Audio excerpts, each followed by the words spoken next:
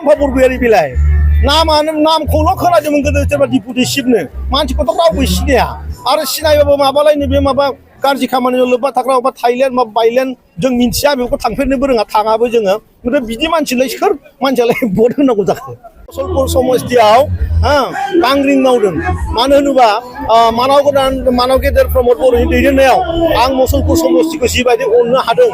आरो दिनै बे खोथाखौ जोंनि फंबायफ्रा जोंनि बिदाफ्रा आंनि आबौ आंनि आइ गासैबो बुजिजोबदों बेनिखायनो नैबे लकसभा इलेक्सनाव रावबो बिपिएफनो भट थुवा होननानै बिथांमोना दिनै आंनि न'आव खमैयाव 500निबो बारा बिपिएफनि दैदेनगिरिफ्रा सोरबा अर्गेनाइजिं सेक्रेटारि सोरबा इउथनि सोरबा प्राइमारिनि गासैबो माने दैदेनगिरिफ्रानो दिनै खेबसे लागैनो ज' जाफैदों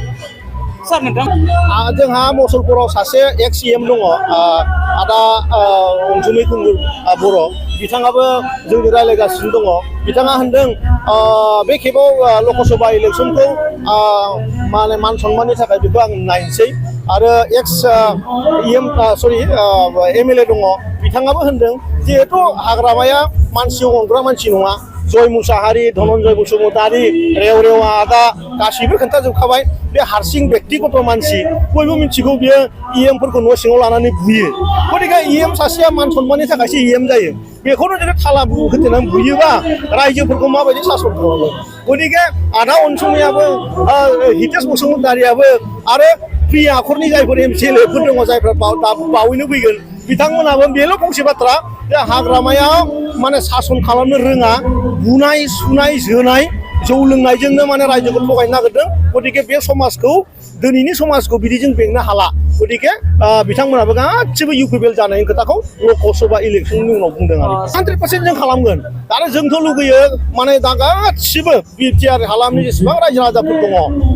गासिबो इउपिपिएल जाजोबनांगौ खारन मानाव गेदेर प्रमद बर'नि जि साननाय बिनि जि माने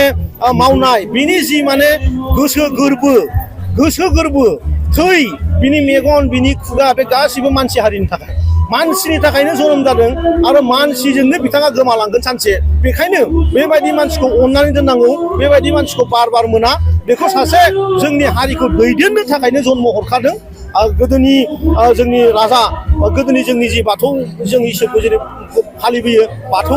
आफा बोराइ बाथौआनो जोंनो जेन बेखौ हरदों जोङो ख्रिस्टान धोरोमनिफ्राबो जेन बिसोरनि जिसुआ बिसोरखौ हरदों प्रमद बर'खौ हरदों बिदि साननानै बिथांखौ जों गासिबो ज' बिथांजों लोगो थाफानांगौ आरो गैला बिपिएफ गैला बाक्सायाव गैला बेवहायथ' बे माने माया बिपिएफ होनना बुङा जोंथ' गासिबो खन्न साफा सानै आब' फंबाय बिदा बिगुमै आदै आइ आफा जों गासिखौबो सिनायजोबो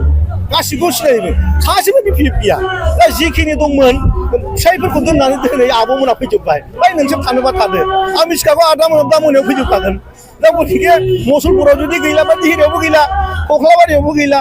दा बे बिपिएफआ बाक्सायाव गैया खाम्फा बरगयारि बिलाइ